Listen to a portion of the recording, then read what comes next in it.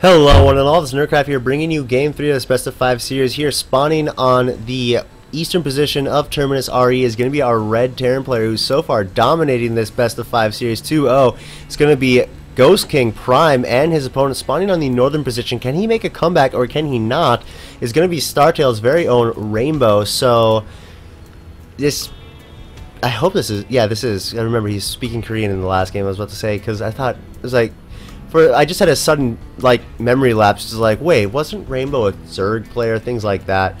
And if he is a Zerg player and I'm wrong and this isn't Rainbow, well, I guess it's a StarTales player using Rainbow's account for unknown reasons.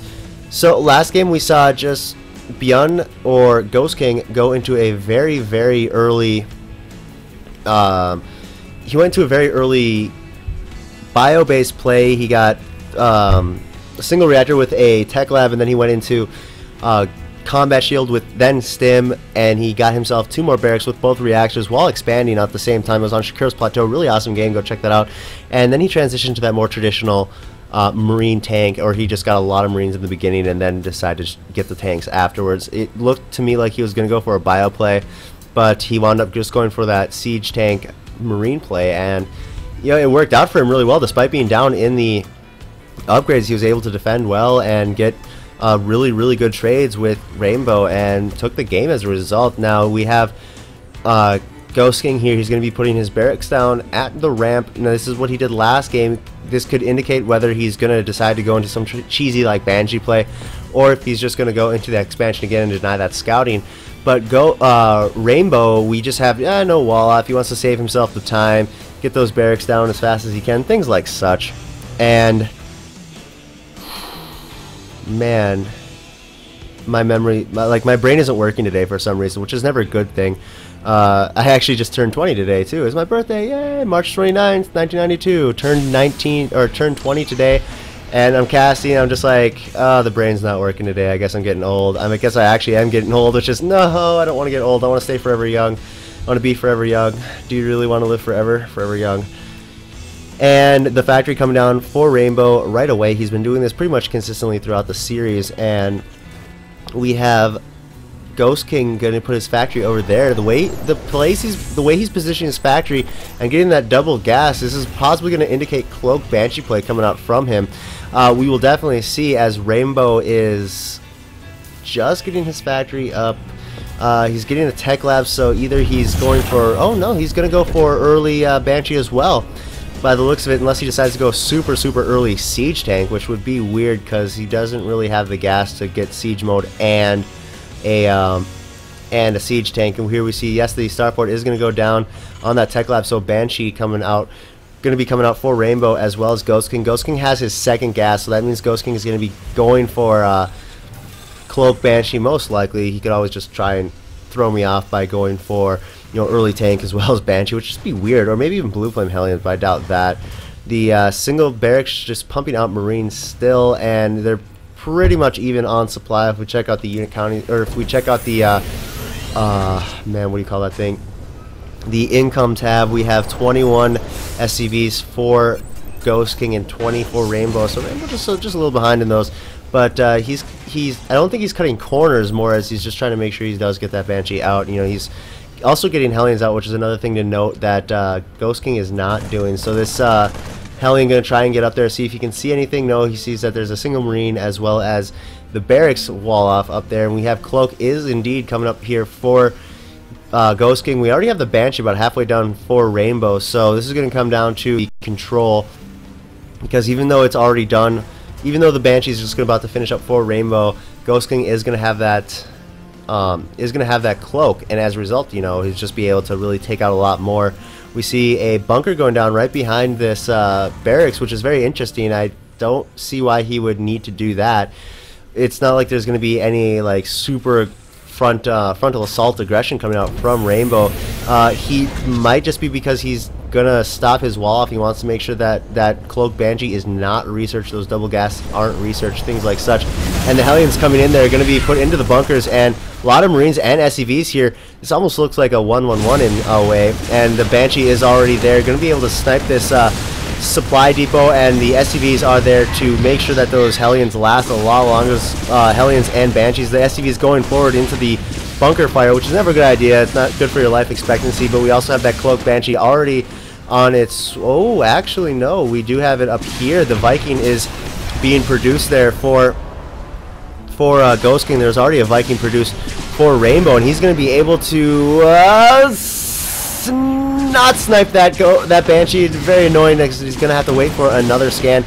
He's actually getting a Raven as well, and here in the front we have Rainbow falling back. It looks like his Banshee was sniped by that Viking there from Ghost King, and the Raven about to finish up here for Rainbow. That Marine not being too smart of a Marine and falling back, and just trying to use the SCVs to draw the fire here. Well, no, not necessarily. And the Banshee runs out of energy and was able to be taken out by Rainbow. If we look here, 10 SCVs killed by Ghost King and 1 for Rainbow. So definitely in favor of Ghost King, I would say. Raven has finished up. A little too late for the party though there, Raven.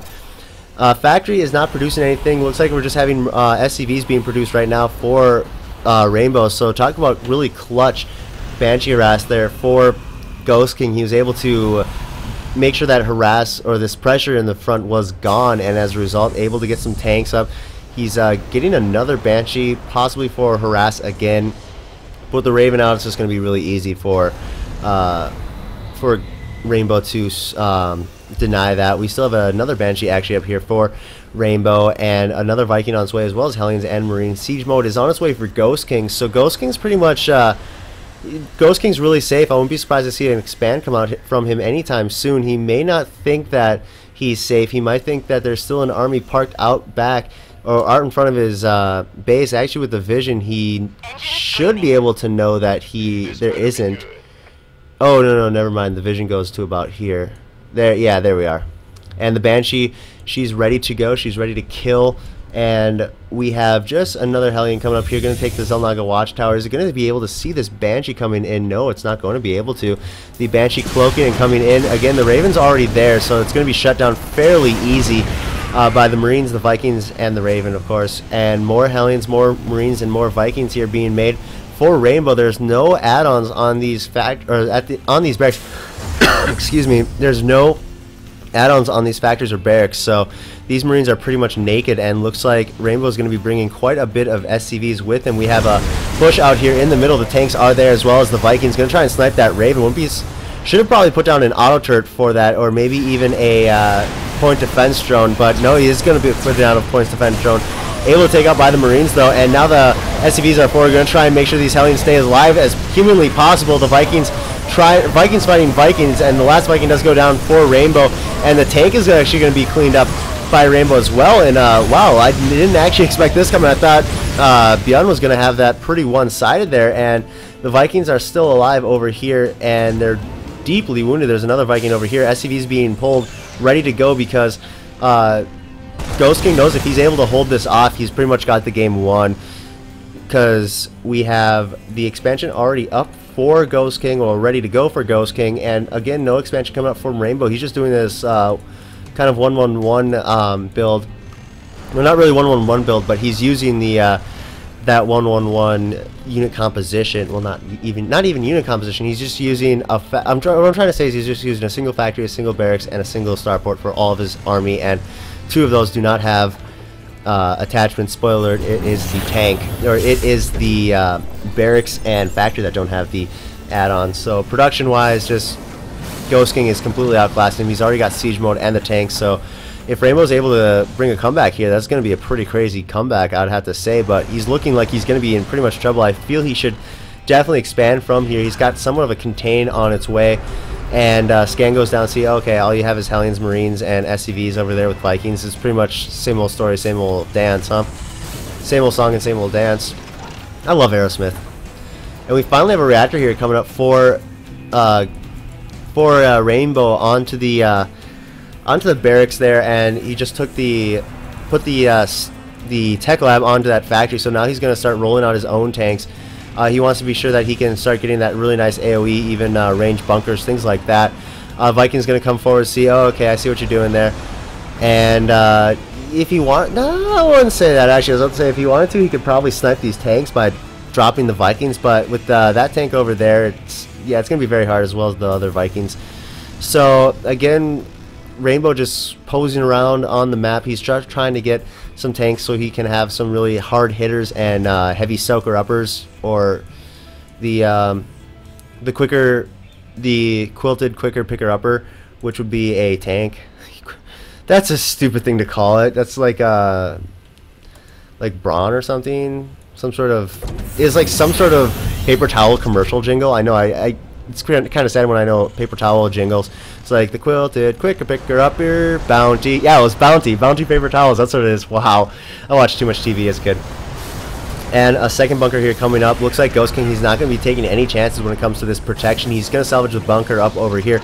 The Vikings coming over here, going to try and see if he can snipe a single Viking, but the Marines coming forward, going to try and see if they can snipe a single Viking or not. And siege mode is just finished up for Rainbow. Wouldn't be surprised to see him siege his tanks right now so he can range that bunker. Man, I had like a hiccup or something. That's really weird, annoying. Sensor tower coming up for GhostKing. So pretty much we're waiting for Rainbow to either decide to move in, or for GhostKing to realize, oh hey, I'm perfectly fine, let's take him out. And looks like that SCV is going to take a tank to the face, but lives to tell the tale. And he's going to siege up over here, and now that he has that medevac down, he's just going to do some elevator action, using the Vikings as vision. The Vikings coming in, though, is I don't know who's actually even on the ahead on the Viking count. Looks like GhostKing's actually going to be ahead on the Viking count with the reactor starport. And there's the GG from Rainbow, and GhostKing's going to be able to take this series 3-0 very convincingly. Holy crap.